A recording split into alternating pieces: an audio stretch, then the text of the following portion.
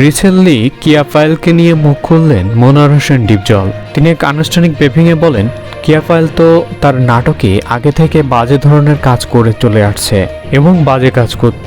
মনোয়ার হোসেন ডিপজল আরও বলেন, আমি তো বুঝেছিলাম যে তার চরিত্র ততটা ভালো নয়। কিয়া ফাইল মূলত নাটকে যেভাবে আচরণ করে এবং বাস্তব লাইফেও সেভাবে আচরণ করে।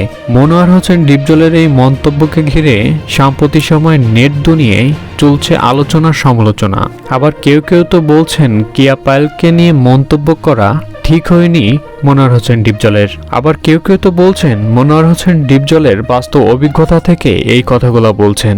মনোয়ার হোসেন ডিপজলের এই মন্তব্যকে ঘিরে কিয়া পায়েলের পক্ষ থেকে এখনো কোনো আনুষ্ঠানিক বক্তব্য পাওয়া যায়নি এবং দর্শকরা কিয়া পায়েলের প্রতি সহানুভূতি দেখিয়েছেন এবং ডিপজলের এই বক্তব্যকে ঘিরে বাজে বক্তব্য বলে ব্যাখ্যা দিয়েছেন দর্শকরা। তো প্রিয় বন্ধুরা, ডিপজলের এই মন্তব্যকে ঘিরে আপনার কি মতামত রয়েছে অবশ্যই কমেন্ট করে জানাতে ভুলবেন না এবং কিয়া পায়েলের নাটকগুলো আপনার কাছে কেমন লাগে অবশ্যই চ্যানেলটি সাবস্ক্রাইব করে জানিয়ে দেবেন।